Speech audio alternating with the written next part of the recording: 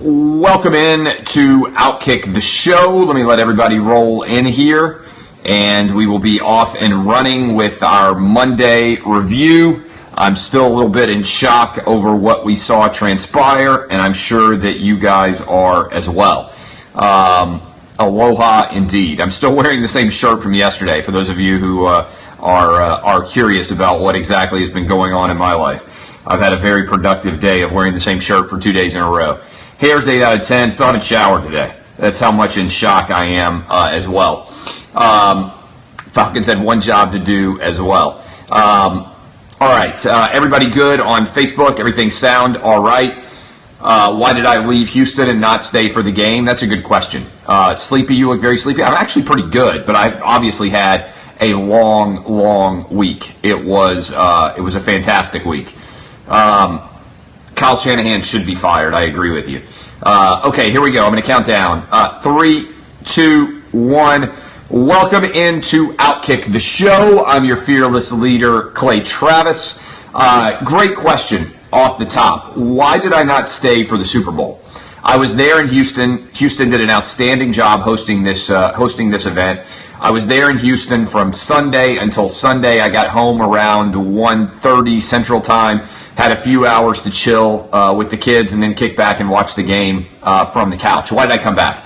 Honestly, I'm fortunate that I've been to a game, Super Bowl before. I went to the Super Bowl in New York City, and it's kind of a bucket list thing that you want to check off. But unless your team is playing, getting out of Houston is a total mess on Monday morning. Plus, I talk for a massive national audience that almost exclusively is going to watch the game on television. So being there in person, unless I'm being there as a fan of my favorite team, it doesn't make a lot of sense to go. So not to mention that now I've got a 6 a.m. Eastern morning show, so I would have to get up and do the show live from Houston the day after the Super Bowl, which doesn't make as much sense. So the play for somebody like me is 100% to come back and watch the game at home, and that's not an uncommon thing for media to do in general. I think, look, I've thought about it more and more. I put up the poll question as soon as it happened. Was it the greatest choke job of all time, or was it the greatest comeback of all time? And I think a little bit it has to be both, right? Because you can't have a comeback of that magnitude. An unbelievable statistic that I saw Peter Schrager put out on Good Morning Football on Twitter this morning, and I talked about it on the morning show. It was both. But teams that are up by 25 or more points since 1991 are 1,057-4 in the NFL. So that means there's around a 99.6% chance that once you go up by 25 or more, you win the football game. Again, that statistic's incredible. 1,057-4. And as good as Tom Brady was, I think ultimately this came down to coaching malpractice for the Atlanta Falcons. In other words, if the Falcons do their job, which is the mantra that the New England Patriots preach over and over and over again, there's no way that Brady, even if he's the greatest of all time, can manage to pull off this comeback. And I'm just telling you. So there are a couple plays that I think deserve to be talked about. I've obviously written about it. I would encourage you to go read it, Outkick, to begin with. And so here's my thesis. My thesis on a broad level is that your average football coach is paid more than he would be if he were employed in any other capacity, right? My theory is that your average football coach would otherwise be a gym coach and has ended up being a football coach, and there's no other profession other than professional athletics itself, all right? Professional athletics itself, there are guys making tens of millions of dollars that if they were doing anything else, they'd be making $50,000 a year, right? I think success tends to translate across most disciplines, right? If you are great at one job, odds are in America today you'd also be great at another job. For instance, if you are a great lawyer, I think you could also be a great doctor or a great architect or a really skilled investment banker, right? Because the skill set that translates to being a great lawyer is intelligence, it's work ethic, it's all those other things, right? I think that is by and large like the connecting fabric, the tissue that would connect across all of those different professions. I think professional athletes, by and large, made millions of dollars, and if they were not, a lot of them would be making, like, at best, $30,000 a year. I believe that, right? I don't believe there's any way that a lot of these guys would be multimillionaires in other professions, okay? Second, I think coaches 100% are like this. And coaches work hard, but I don't know that most of them work efficiently. And I think the coaching lack of intelligence you can see by and large in late games by many people. Now, there are exceptions. There are many exceptions. Look, Nick Saban, I've said this a lot, I think we waste in football, right? I believe Nick Saban could be incredible at many different jobs. And some part of me thinks, man, I'd love if Nick Saban would decide to be president instead of just being really good at football. Kind of depressing to me that Nick Saban, of all the things he could have dominated in life that make the world a better place, just makes a bunch of redneck Alabama fans happy because he's the best college football coach of all time. Right? I mean, I think that's kind of sad. Like, imagine if Abraham Lincoln had been born in a different generation and he'd been a great basketball coach. You'd be like, oh, wow, Abraham Lincoln won a lot of really basketball titles, but it'd be kind of better if the country had had him as president, right? So imagine if Abraham Lincoln was the greatest college hockey coach of all time. You'd be like, man, I feel like we kind of missed him, lost out there with the Emancipation Proclamation not happening. All of these absurdities, okay? So I think what happened with Kyle Shanahan was Dan Quinn committed coaching malpractice by not overriding the coaching malpractice of Kyle Shanahan. And in particular, I want to take you into two strategic decisions. The first one occurred on 3rd and 1 at the Atlanta Falcon, the 36-yard line, with about 8 minutes left in the game. At this point in time, the Atlanta Falcons are up 28-12, 16-point lead with 8 minutes to go, okay? 16-point lead with 8 minutes to go. It's 3rd and 1. He decides to put Matt Ryan into shotgun and have a slow developing pass play. It wasn't a quick hitter off a little curl. It wasn't a little rub route right at the first down, line. It took way too long. 100%. Way too long to develop. Now, I understand that there's a missed block and the hit happens and Matt Ryan fumbles and the New England Patriots recover it. But the play there, 100%, if you're going to throw it, is like 3-step drop, quick hitter, the ball's out. There's no way possible that you can ever be sacked, okay? Instead, they make the decision to throw the ball. The play happens where he gets hit, he fumbles, Matt Ryan never sees the blindside hit, and as a result, New England gets the ball at 25-yard line. They then drive in and make it 28-20. Percentage-wise, from a pure decision-making process, that was a flawed decision. I don't get into criticizing individual plays that often because a lot of times the individual play just doesn't go wrong, goes wrong because of, one miss that you don't know, somebody does something inexplicable. But here you have a clear strategic error. If you run the ball, minimum the clock keeps running. If you get the first down, which you'd be favored to do on 3rd and 1, the Falcons at this point in time are averaging 5.6 yards per carry, then there is another chance to run a couple of minutes off the clock. Maybe the Patriots start having to take their chances. Then you can run the ball 3 more times. Great stat for you. The Falcons only ran the ball 5 times after they got up 28-3. 5 times after they got up 28-3. It's an unbelievable stat, okay? So, in that scenario, it's 28-12. The Falcons turn the ball over. Patriots come down, score a touchdown, and get the 2-point conversion, make it within 1 score. Falcons get the ball back, drive it down the field. Julio Jones completes one of the craziest, most amazing, incredible catches in the history of the sport. And at that point in time, the ball is at the 22-yard line of the Patriots, and the Falcons are in Matt Bryant's field goal range. Over the course of the season, he's missed 1 extra point, and he's had 1 30-yard field goal block. Otherwise, he's been perfect inside of 50 yards. In fact, he's made 97% of all field goals that he's attempted this year inside of 50 yards. When you were at the 22-yard line, that's a 39-yard field goal. On first down, the Falcons run it, lose a yard. Okay, it's now a 40-yard field goal.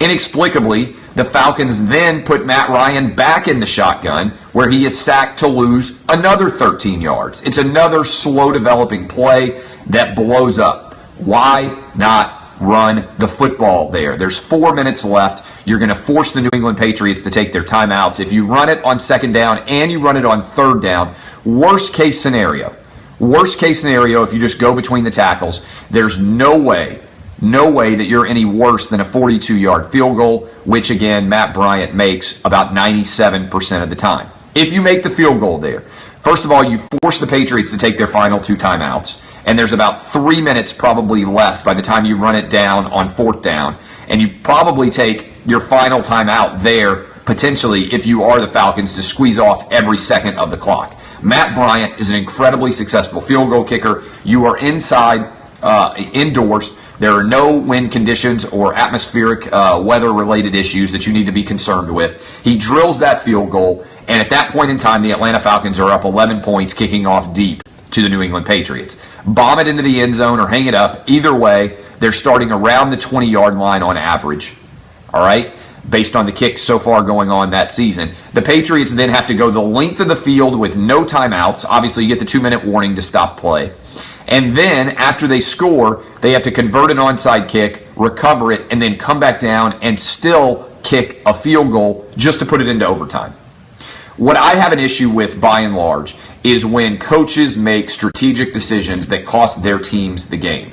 As good as Tom Brady was, as incredible as the Julian Edelman catch was, as clutch as those 2-point conversions were, if once the Julio Jones catch was made with 4 minutes left in this game, all the Atlanta Falcons had to do was run the ball 3 times and then kick a field goal on fourth down, and right now they would be Super Bowl champs. And we'd be talking about Matt Ryan and what an incredible step he had made. Dan Quinn winning a Super Bowl coach becomes massive. Kyle Shanahan rides off to the West Coast to go become the head coach of the San Francisco 49ers. And we're talking about what an incredible playoff run the Atlanta Falcons had, with dominant wins over the Seahawks, over the Green Bay Packers, and over Tom Brady. Matt Ryan would have beaten Russell Wilson.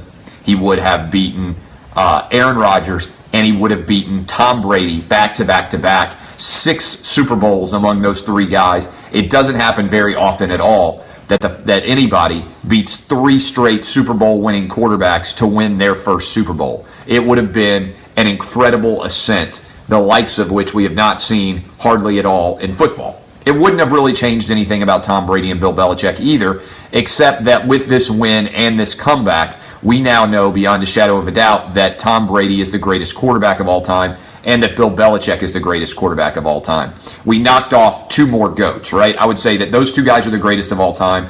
Nick Saban is the greatest college football coach of all time. Usain Bolt, the greatest sprinter. I said this on the show this morning.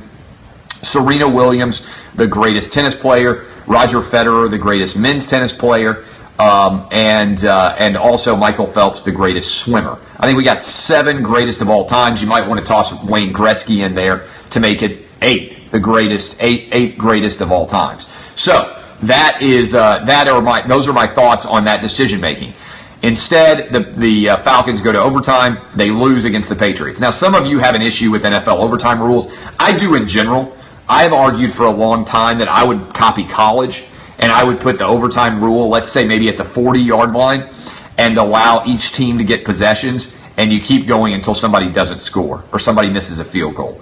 Now, the challenge there, I would understand, is that it could go on forever, but I just think the NFL overtime rules are not very good. Having said that, I don't feel bad for the Falcons. They gave up 31 unanswered points, and they gave up an opening drive touchdown after the Patriots won the toss. Once the Patriots won the toss, you had a tired defense out there. I do think it stinks for Matt Ryan and that offense, as high-powered as they are. They didn't get the ball back with a chance to win. The other thing I'll toss out there is that the Falcons mismanaged their timeout situation. Even with everything that had gone awry for them, the Falcons got the ball back with 52 seconds left. Now, they had no timeouts left. If they had had any timeouts left at all, they could have moved the ball down the field and attempted a Matt Bryant field goal to win it. Instead, they went into overtime and cost everybody who was on Falcons +3 a lot of money. There's no doubt. But you should still have timeouts there. The Julian Edelman challenge, unless it was done to try and rest your defense, was a bad challenge. It was an incredible catch, but your guys in the booth should have been able to see that it was a catch and that it wasn't going to be overturned.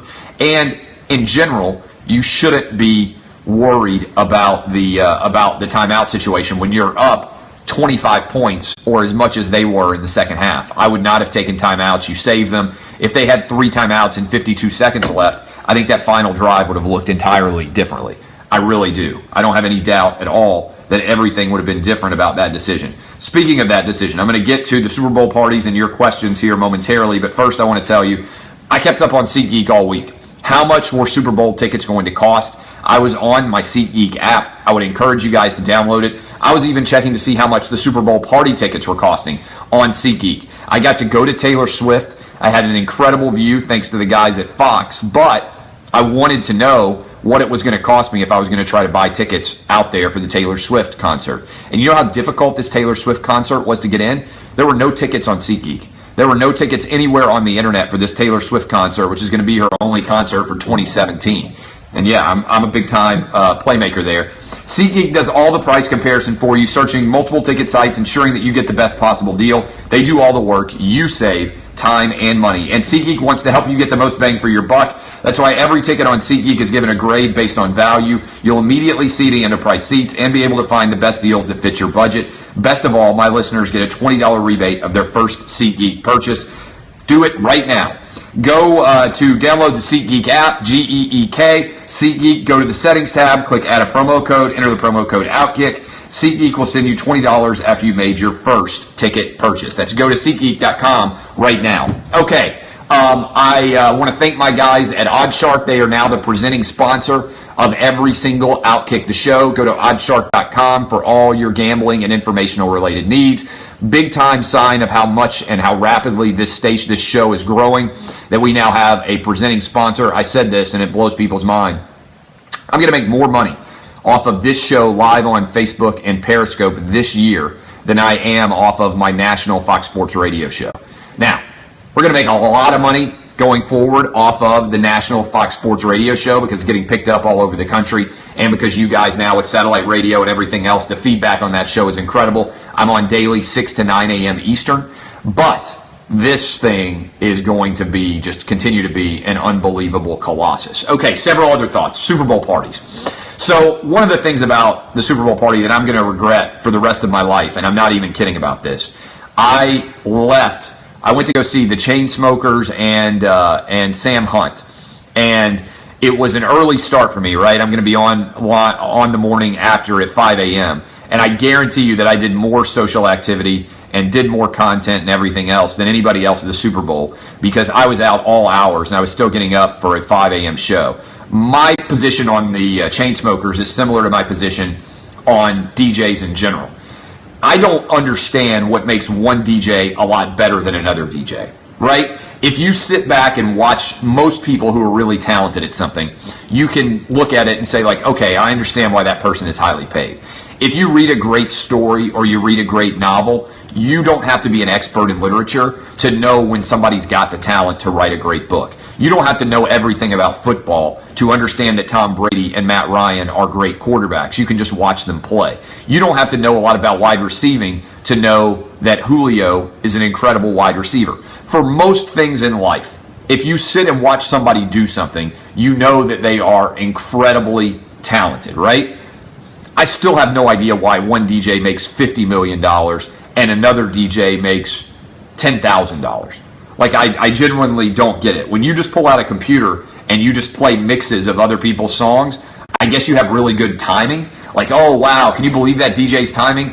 He went straight from Dre to Snoop to Taylor Swift to whatever it is, right? I don't get it. I think that DJing is almost entirely self-promotion. Like, somebody decides that a DJ is really good and they take off. I think it's rare in American talents that you can have somebody make $50 million a year and you have no idea whether they're good or not. That's my theory. Now, some of you may be electronic music experts. You may be DJs, DJs, geniuses, and you can look at it and say, oh, I know why one person is better than another. Chainsmokers were okay. It's fun. I didn't have any idea what was happening. You can follow me on Snapchat, clay.travis. I put up a lot of the videos live from Super Bowl Party Week. So that's going on, all right? And it's an incredible, performance, everything else, but I didn't realize that Snoop Dogg was performing after. I didn't realize that Snoop Dogg was going to perform afterwards, so I left. I left with my wife. We bailed. Doug Gottlieb was with us. We got out. We got in an Uber. We're out of town because we're out there at this location, this club, whatever it was called, that they built specifically for these concerts on Thursday, Friday, and Saturday night. And I was like, it's going to take forever to get out. The other big winner, I would say, by the way, of the Super Bowl is Uber. I don't know about you guys, but I can't imagine my life now without Uber. Right? I don't know what I spent on Ubers everywhere in Houston over this time, and everywhere I travel. I don't rent cars anymore. I just take Uber. It has rapidly taken over my life. I take it everywhere because I'm so afraid now if I have a drink, God forbid I'm ever going to drive. I don't want to get pulled over. It's changed and revolutionized my life. I mean, it really has. I think it's so much better than cabs. I take it everywhere possible, and I took it everywhere at the Super Bowl. And what was amazing about Uber was you could get out of that setup. And Uber doesn't pay me anything. They should, because if you don't have Uber on your phone or Lyft, they could also pay me a lot of money. I'd be fine with Uber or Lyft. If you don't have one of those brands on your phone, I question what you're doing with your life. So we leave. There's no announcement about who's playing next. And the next morning when I wake up, I find out that Snoop came out and performed for an hour. Now, I was also told that he didn't take the stage until 1:30 Central Time. But then he performed for an hour. So if I had stayed for Snoop, I would have pulled another all-nighter. And I pulled a couple of all-nighters while I was there. Finished the show, went straight in to go broadcast. It was a incredible experience, right? But I missed Snoop. And the result of missing Snoop is that it was, I question everything about my life. I absolutely love Snoop. I am one of the biggest fans of 90s rap that you could possibly imagine. I would have done anything to be there to watch Snoop. If I had known he was going to perform, I never would have missed it. So it was crazy. And by the way, I so much use Uber that when I have to get into a cab, like inevitably I get out of the cab without giving the guy money. Like I'm just like, why would I give you money? It's on my phone. Like I don't have to pay you. And so I can't tell you the number of times that I have almost bailed on cabs without paying. I'm probably going to get arrested one time. It's going to make that happen at some point in time. All right, commercials. Let's talk about the commercials a little bit. I am a guy who you guys know is a radical moderate. I'm very middle of the road. I thought some of the commercials were so fucking PC Bromani that they drove me crazy. I think that we have reached a point. I really do. I think we have reached a point where companies are so afraid of doing anything other than curling up in the fetal position and saying like, I'm inclusive, diversity, yay, that they don't even try to be funny anymore.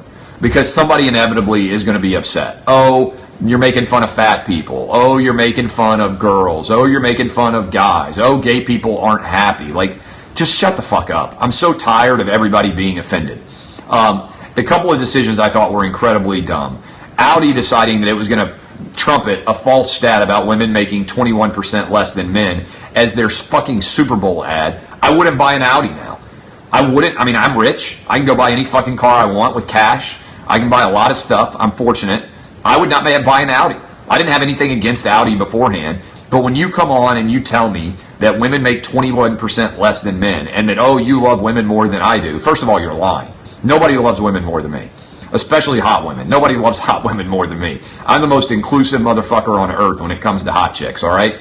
And nobody gives into hot girl privilege more than me, but don't give me this bullshit about women making 21% less than men. It's not true statistically, okay? If it were true, from a pure capitalistic perspective, why wouldn't every American company go out and hire all women and save 21% on labor costs? Just think about it from a pure capitalistic perspective. Why wouldn't every company only hire women and save 21% off of all their labor costs? If it were true, right? If it were true that women made a fraction of what men make, then every company in America would be insane not to have all women.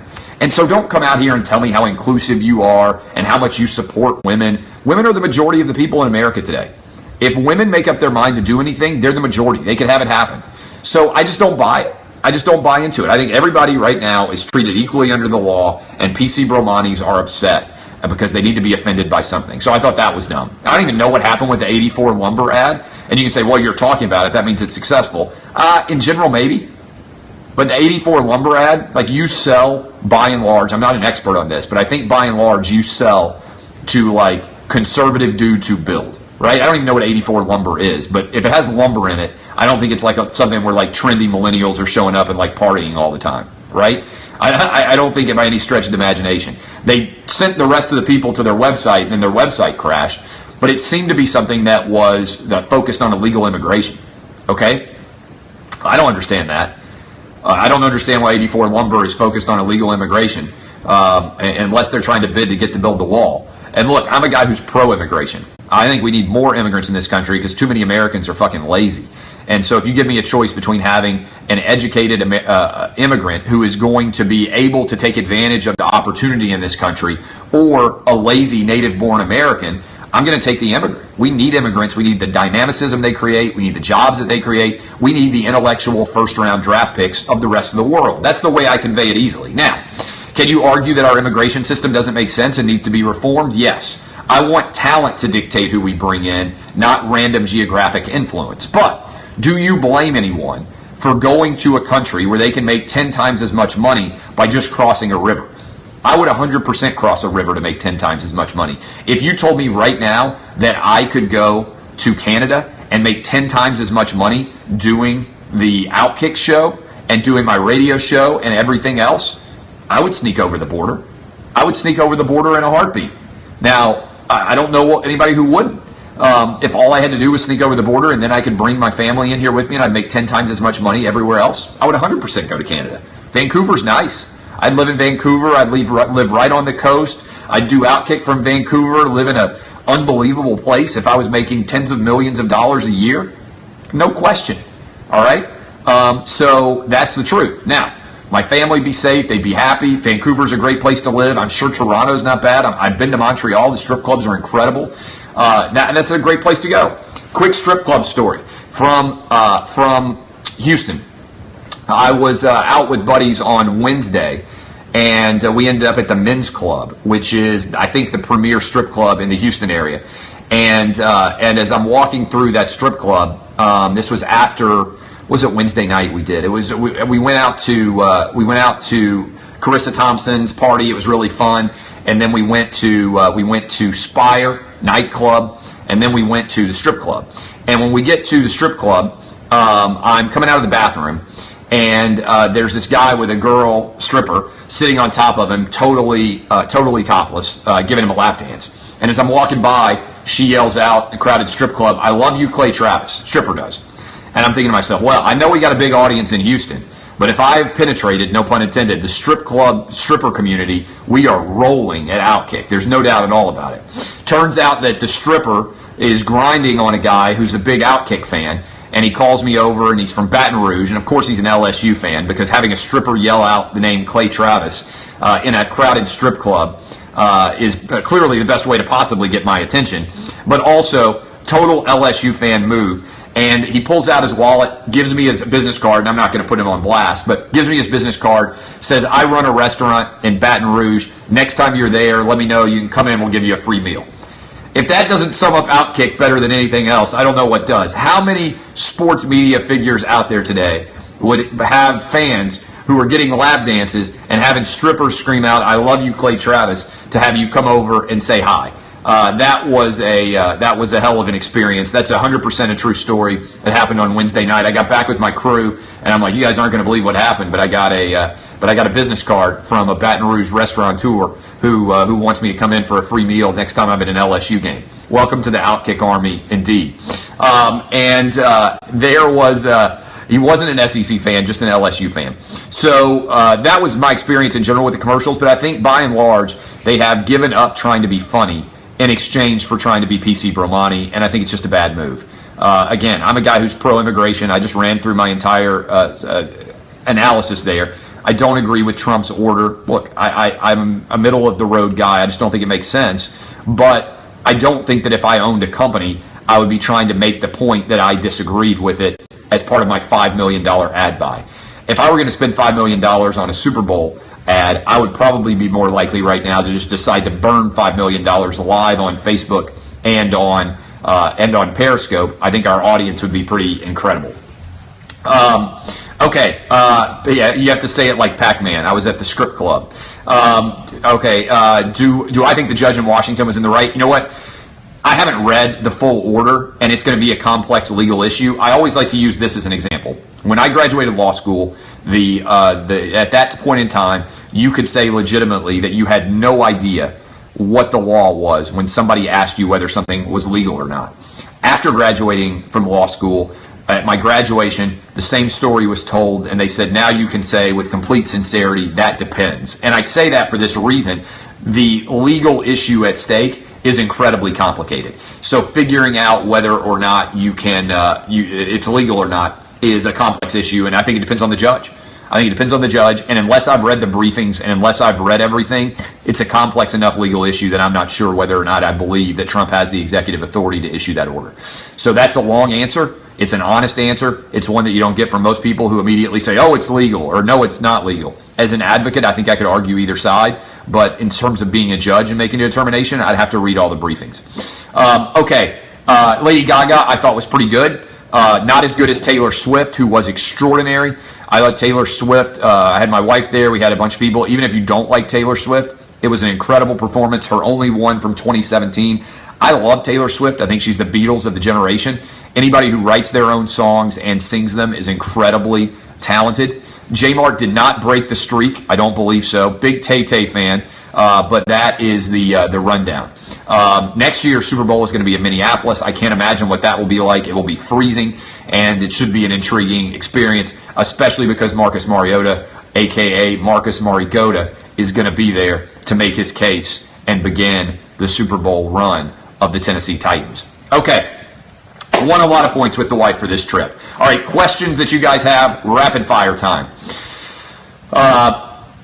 Questions. Come here. You want to say hi, Fox? Barstool thoughts. Look, I root for everybody to be. Here's my. He just turned 9 now. Here's Fox. He can read everything you say. He's a 3rd grader. Congratulations to Barstool. I wish those guys well. I hope that they make a ton of money, because I also am going to make a ton of money. So I think there's no doubt at all that they're doing well right now. I respect the fact that they're not PC Bromanis.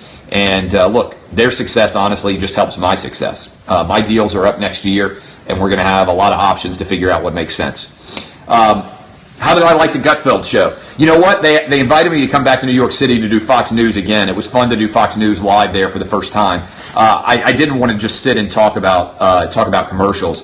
I would a lot rather be able to sit. We'll let you answer questions in a sec. I'd a lot rather be able to sit and analyze every issue as opposed to just coming on to talk about Super Bowl commercials. I think I can talk Brady Trump. I think I can talk every political issue they would want to hit, honestly. Certainly I can talk sports issues pretty easily.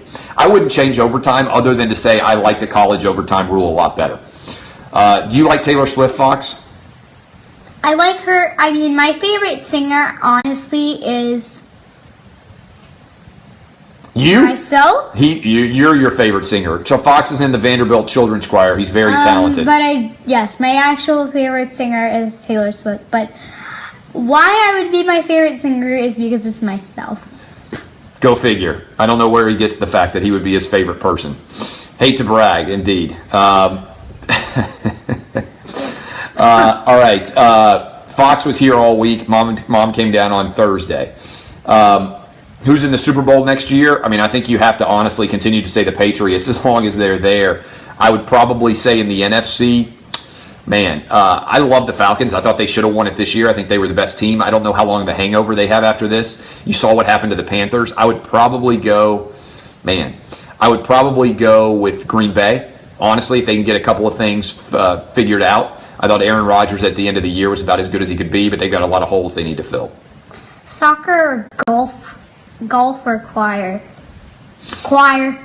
Who do I like for Titans at the 5 pick? Mike Williams. I think the Titans should take Clemson wide receiver Mike Williams, give Marcus Mariota a big-time target. I think he could be as good as Julio Jones is if he develops at a high level. His ceiling is incredibly high. I think his floor is high too. I don't think he's going to be a bust because he's got a great quarterback throwing to him. So assuming you do all your due diligence on Mike Williams, hold on a sec. Assuming you do all your due diligence on Mike Williams and he tests in a way that you think fits your offensive scheme, then I go get Mike Williams. I also then take a quarterback at around, whatever it is, 16, the other pick the Titans have.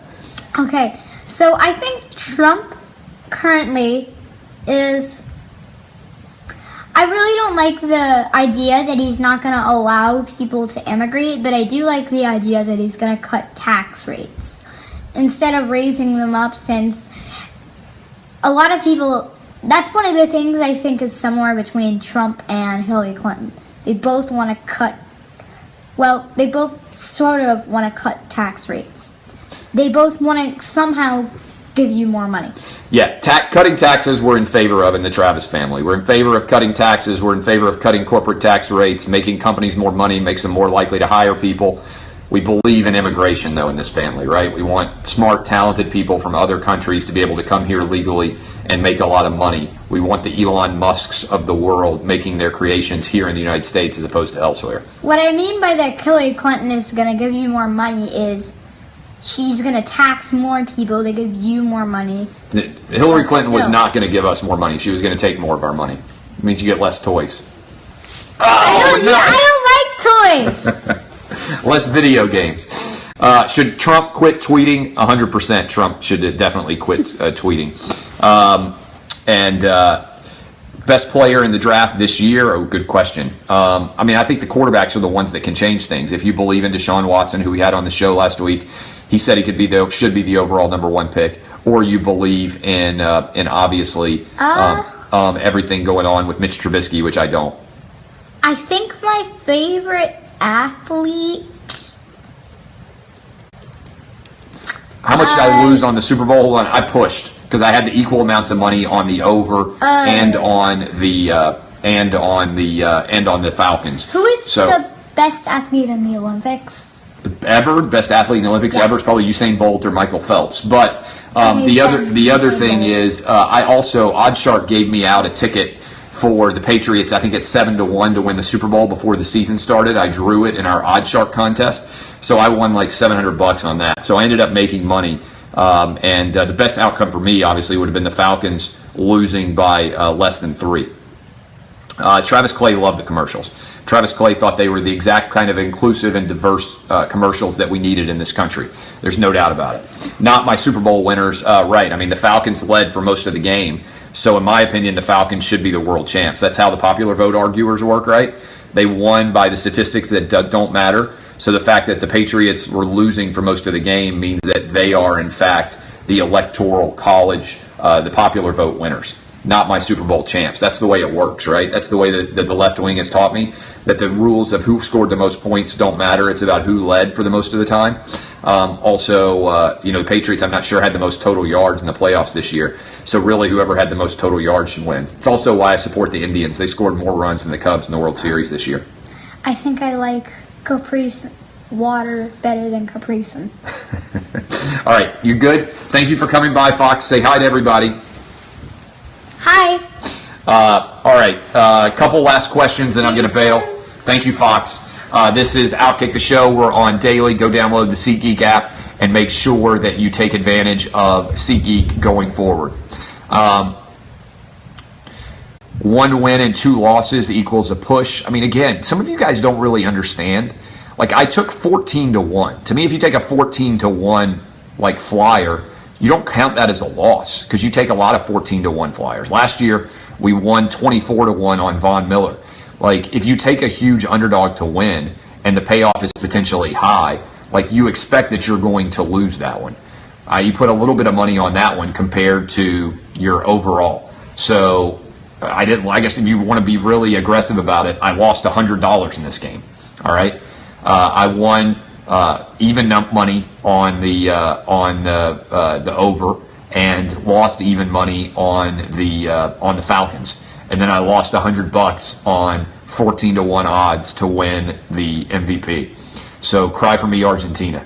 A couple of other questions, and I'm out. I would prefer all of my kids went to Stanford and pay full tuition than I would them go to anywhere and get a full ride. I want them to go to the best school they can possibly go to. We're fortunate to be able to have the money to send them to any school that they want to go to in the country, and I think Stanford is the best school in the country. So if I had my choice right now and you told me I could sign up and have all three of my boys go to Stanford, that's the choice that I would make. I'd want all three of them to go to Stanford. If you told me right now that I could sign papers and all three of them would go to Vanderbilt, I would 100% go ahead and sign those papers too. You told me right now I could lock in a top 20 university for all three boys, I think you got to do it, like as a parent. And you can afford to do it. I took scholarship money. My family was not wealthy. So I took scholarship money over the best school that I got into. GW gave me a scholarship. But we're fortunate now as a family that I would send my kids to the best school they got in regardless of cost. And so I want them to have the best peer group, the best university surroundings, and I think Stanford is the best place imaginable to go. So that's where I would send them, but I would also sign the paperwork right now for Vanderbilt. I would sign the paperwork right now for Duke, for Northwestern, for any top 20 university in the country. I think you got to go ahead and lock it in. As competitive as the world is becoming, especially if you're a white dude, you definitely have to lock in a great college opportunity if you can. State universities I have no problem with, but I think you go to the best school you can get into. If your parents have the money to pay for it, if you can go to Harvard or the University of Tennessee, you go to Harvard. If you can go to Stanford or Georgia, you go to Stanford. If you can go to, now that's if you don't have to pay. If you're poor, like I was, relatively speaking, then you go to the best scholarship offer you get. And the best scholarship offer I got was GW. I didn't apply that many places. I turned down, so when I was in college, I applied to Davidson College in New York, great North Carolina. I applied to Wake Forest. I applied to the University of Virginia. I applied to GW, and I applied to Georgetown. Georgetown waitlisted me. GW gave me a substantial scholarship. And so I turned down Wake, Davidson, and UVA. But those are the only 5 places I applied. If I had to do it all over again, I would have applied to Stanford. And I think I probably would have gotten in because I had good numbers. And back in the day, who was applying to Stanford from Tennessee? I didn't even go to California until I was 22. So I had no clue what Stanford was like. Now, they rejected me for law school or I wouldn't have gone to Vanderbilt. But I got rejected, I think, for law school by Columbia, by Yale, by Stanford, and I went to Vanderbilt. So, but Stanford was my top choice. That's where I wanted to go, 100% where I would have gone. I think that's where I applied. And then I applied a lot of other places like UT, Miami, Tulane that I thought would be fun. USC, I seriously thought about going to as well.